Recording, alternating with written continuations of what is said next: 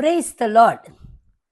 நீதிமொழிகள் 18:21 இப்படியா சொல்லுகிறது, மரணமும் ஜீவனும் நாவின் அதிகாரத்தில் இருக்கும், அதில் பிரியப்படுகிறவர்கள் அதன் கனியை புசிப்பார்கள்.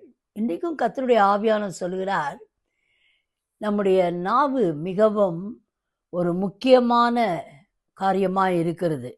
அது ஒரு சின்ன ஒரு அவயம்தான் சரீரத்தில், ஆனாலும் தட் இஸ் வெரி பவர்ஃபுல். இன்றைக்கி ஆண்டவர் சொல்கிறாரு, இந்த நாவினாலே நாம் பேசின காரியங்களின் நிமித்தமாய் அநேக காரியங்களை, சாபங்களை, ரோகங்களை நமக்கு நாமே வருஷிக்க பண்ணி கொண்டிருக்கிறோம். ஆனால் இன்றைக்கி கர்த்தர் சொல்லுகிறார், இந்த மரணமும் ஜீவனும் நாவின் அதிகாரத்தில் இருக்கிறது, அதில் பிரியப்படுகிறவர்கள். நம்ம எதிலே பிரியப்படுகிறோம்? ஜீவனிலே பிரியப்பட்டோம் என்று சொன்னால், கர்த்தர் நமக்கு ஜீவனை கொடுக்கிறவர் மாத்திரம் அல்ல, நன்மையை பேசும் பொழுது நன்மையை அவர் தருகிற தேவனாக இருக்கிறார். ரட்சிப்பை பேசும் பொழுது ரட்சிப்பை பூரணப்படுத்துகிறவராக இருக்கிறார்.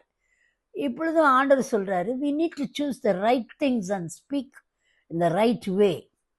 ஆகினால் அது ரொம்ப ரொம்ப முக்கியம். இன்னைக்கு ஆண்டவர் சொல்கிறாரு, நம் நாவை கர்த்தருக்கு ஒப்பு கொடுத்து அவருடைய துதியை நாம் சொல்ல நாம் முற்படும் பொழுது அந்த நன்மையை புசிக்க கர்த்தர் நமக்கு உதவி செய்வார்.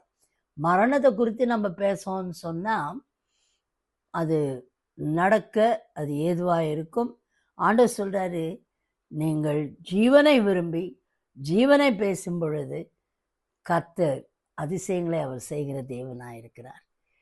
So let us choose the right way of talking, right word to speak, so that we can claim the right blessings of God in our life.